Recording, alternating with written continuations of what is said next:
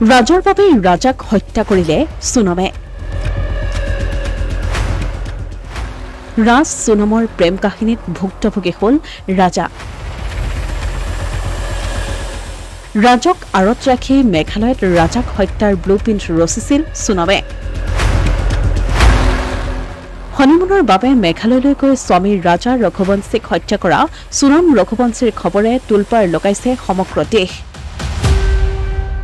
সোণমে ৰাজাক হত্যা কৰাৰ প্ৰমাণ পোৱাৰ পাছতেই সোণম সন্দৰ্ভত ওলোৱা ন তথ্যই হতবাক কৰিছে সমগ্ৰ দেশক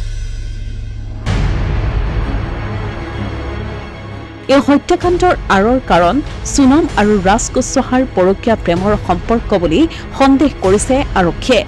ইয়াৰ মাজতে পোহৰলৈ আহিছে সোণমৰ প্ৰেমিক ৰাজ কুশৱাহা সন্দৰ্ভত ন তথ্য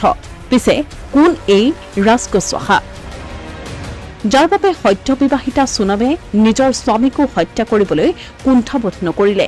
এই হত্যাকাণ্ডৰ অন্যতম অভিযুক্ত ৰাজ পেছাগতভাৱে এজন একাউণ্টেণ্ট আছিল ৰাজ কুশৱাহাই পূৰ্বে সোণমৰ দেউতাকৰ ফাৰ্মত কাম কৰিছিল সোণমেও দেউতাক আৰু ভায়েকক তেওঁলোকৰ ব্যৱসায়ত সহায় কৰিছিল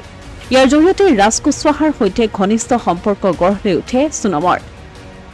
আৰু পৰৱৰ্তী সময়ত এই ঘনিষ্ঠতাই প্ৰেমলৈ পৰিণত হয় সোণমৰ পৰিয়ালে সামাজিক ৰীতি-নীতিৰে বিয়া দিব বিচাৰিছিল কন্যাক যাৰ বাবে ঘৰৰ বিৰুদ্ধে যাবলৈ সাহস নাছিল সোণমৰ ইয়াৰ পৰিণতিতে বিয়া হোৱাৰ লগে লগে স্বামী ৰাজাক বাটৰ পৰা আঁতৰাই নিয়াৰ পৰিকল্পনা ৰচিছিল সোণমে ইফালে সোণমৰ পিতৃৰ ভাষ্য অনুসৰি দুদিন আগলৈকে ৰাজ কামলৈ আহি আছিল কিন্তু তাৰ পাছত আৰু ৰাজ কামলৈ নাহিল উল্লেখযোগ্য যে তথ্য অনুসৰি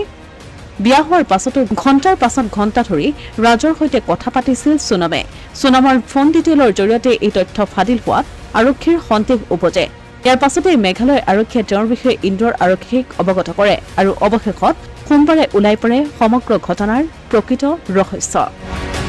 অসমীয়া প্ৰতিদিন ডিজিটেল ডেস্ক